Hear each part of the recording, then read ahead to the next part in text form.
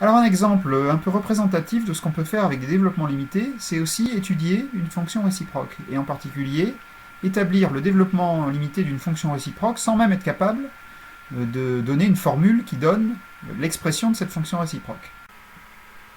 La fonction à laquelle nous nous intéressons ici, elle est définie de la manière suivante. On a f de x égale exponentielle de x au carré moins 1 sur x pour x différent de 0. Et puis pour 0, on pose f de 0 égale 0. Alors, on va faire une première observation sur cette fonction. C'est qu'elle est continue et dérivable en 0. Pourquoi? Eh bien, on va faire un premier développement limité, ne serait-ce qu'à l'ordre 1. On voit tout de suite que f de x est égal à, ici, eh bien, je vais avoir 1 plus x au carré moins 1, donc ça me fait x au carré plus petit o de x au carré en haut, divisé par x, donc x plus petit o de x. Et ça me dit que f est continu. Quand je fais tendre x vers 0 ici, ça me donne bien 0. Et dérivable en 0 avec f' de 0 égale 1, le coefficient de x ici. Par ailleurs, eh bien, on voit tout de suite que la fonction f est impaire. Donc on va se contenter d'une étude sur R+.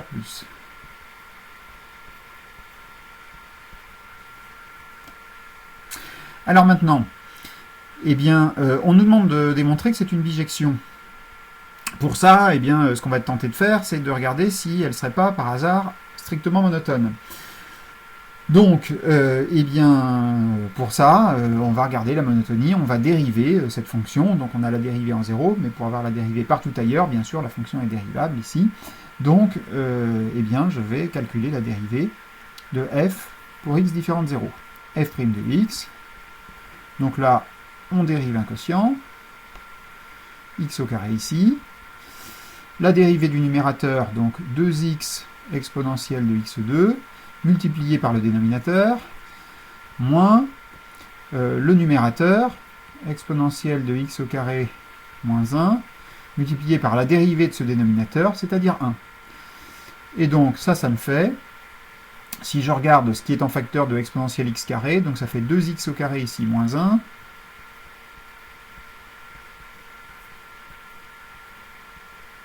et puis un terme constant qui va être plus 1.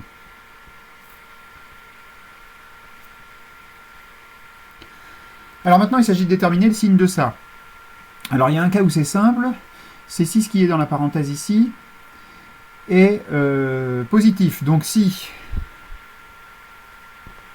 x est supérieur ou égal à, on voit que ça va être 1 sur racine de 2, f' de x est strictement positif. Alors, si x est entre 0 et 1 sur racine de 2, c'est un peu moins évident parce que ce terme-là va être négatif et celui-ci est positif. Alors, ce qu'on va faire, c'est qu'on va poser... On pose u de t égale 2t moins 1 exponentielle de t. En fait, on va essayer d'étudier cette partie-là, mais bon, t joue le rôle, si vous voulez, de x au carré. Alors, u est évidemment dérivable, et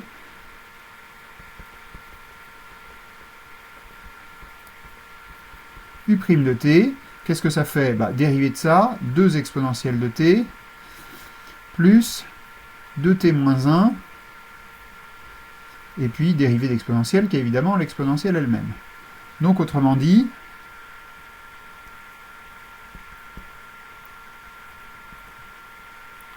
u' de t égale 2t moins 1 plus 2, donc 2t plus 1,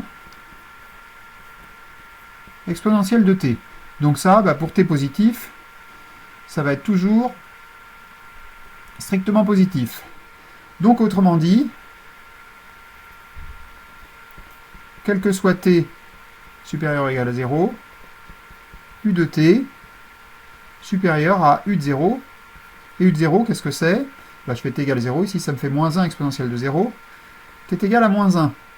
Bon, et bien ça m'arrange parce que, qu'est-ce que ça me dit? Si je prends x au carré, je vais avoir u de x au carré, qui est toujours supérieur ou égal à moins 1, et avec même en réalité une égalité stricte dès que t est strictement plus grand que 0. On va l'écrire comme ça, on va mettre les inégalités strictes ici.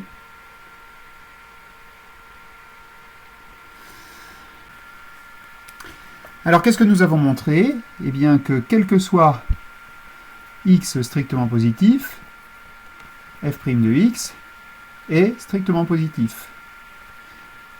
Et d'autre part, on sait que f' de 0 égale 1 qui est aussi strictement positif. Donc f est strictement croissante.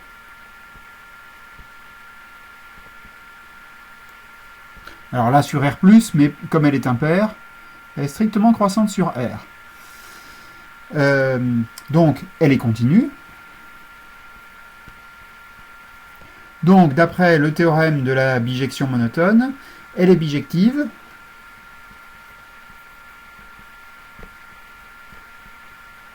de R sur f de R. Bon, pour savoir quelle est f de R, il faut regarder les limites en plus et moins l'infini, mais il est facile de voir que limite de f de x quand x tend vers plus l'infini, on a exponentielle de x au carré au numérateur, on divise par x, croissance comparée, c'est évidemment égal à plus l'infini.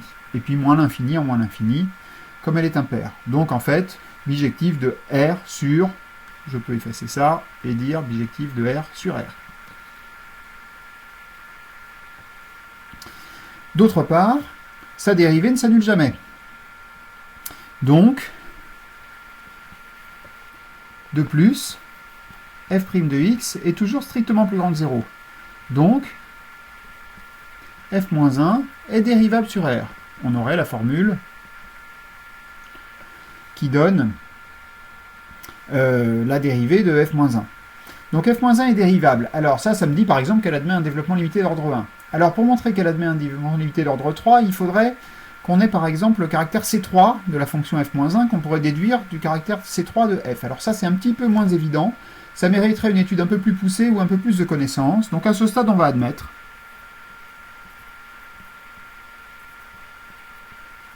que f est de classe C3 et comme f' ne s'annule pas,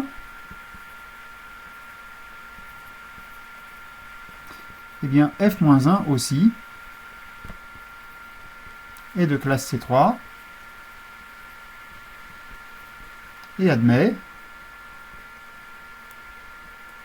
un développement limité d'ordre 3 au voisinage de 0. Alors, comment est-ce qu'on va obtenir ce développement limité d'ordre 3 au voisinage de 0? Eh bien, grâce au théorème qui permet de composer des développements limités. Alors, pour ça, on va commencer par établir un développement limité d'ordre 3 au voisinage de 0. On ne l'a pas encore fait, ça. Pour le moment, on a fait avec un développement limité d'ordre 1. Bon, pour le développement limité d'ordre 3, c'est pas beaucoup plus difficile. Il faut aller un cran plus loin. F de x égale, alors, en haut, l'exponentielle de x au carré, 1 plus x au carré, plus le carré de x au carré, donc x à la puissance 4 sur 2, moins 1, plus petit o de x à la puissance 4. Tout ça a été divisé par x, donc ça me fait évidemment x, on l'avait déjà tout à l'heure, plus x au cube sur 2, plus petit o de x au cube. f-1 de x. On peut obtenir pour cela un développement limité d'ordre 3, en ayant admis qu'elle est aussi de classe C3. Donc, par contre, celui-ci, eh bien, on va mettre des coefficients qu'il va falloir déterminer. f-1 de x est égal à ax plus bx au cube plus petit o de x au cube. Alors, pourquoi ici, j'ai pas mis de terme constant et de terme en x au carré? Parce que comme f est impair, f-1 aussi va être impair. Donc j'aurai que des termes avec des exposants impairs. Donc ça fait qu'en fait, j'ai pas beaucoup de termes à calculer, pas beaucoup de coefficients, le coefficient A et le coefficient B. Alors comment je vais faire ça? Tout simplement, je vais dire que f rond f-1 de x, qu'est-ce que c'est? C'est x. Et ça, eh bien je peux par ailleurs en obtenir un développement limité en composant de ces développements limités. Donc c'est égal à quoi? Bah, f de ceci. Donc là, c'est à la place de x, je mets ceci, ax, plus bx au cube. Et puis ensuite, toujours à la place de x, je mets ça, donc je vais avoir ax plus bx au cube, tout ça au cube, divisé par 2, plus petit o de x au cube. Maintenant, qu'est-ce que je fais? Eh bien, je vais garder ici que les termes en x et en x au cube. Là, je vais avoir des termes d'ordre supérieur, mais qui vont être engloutis dans le petit o de x au cube. Donc, ça va me donner terme en x, j'en ai qu'un, c'est ax. Terme en x au cube, j'en ai un là, et puis je vais avoir le cube de ça. Et puis après, le reste, ce sera des termes d'ordre supérieur. Donc, plus, eh bien, je vais avoir b plus a au cube sur 2, x au cube, et puis plus petit o de x au cube. Qu'est-ce qu'il me reste à faire? Il me reste à dire que ça, c'est égal à x, donc à identifier, terme à terme, les termes en x ici, et puis les termes en x cube, il n'y en a pas ici, puis il y en a un là, donc il va falloir que je dise qu'il est nul.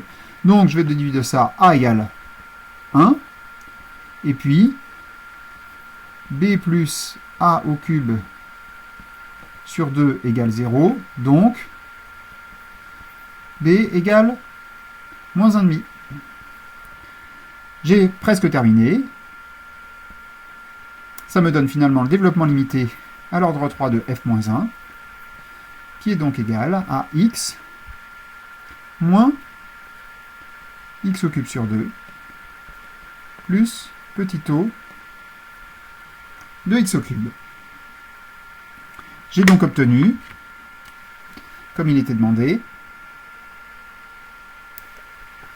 un développement limité, enfin le développement limité, pour être plus précis, de la fonction f-1 à l'ordre 3. On a donc vu qu'on a été capable de donner un développement limité à l'ordre 3 de la fonction réciproque de f ici. Si on avait voulu, on aurait pu même aller plus loin, hein, un développement limité à des ordres supérieurs, bon, à la lourdeur du calcul près, on serait capable de faire. Donc on est capable de faire une étude locale de cette fonction réciproque, sans même être capable d'en donner une expression. Voilà, ça termine l'exercice. À une prochaine fois.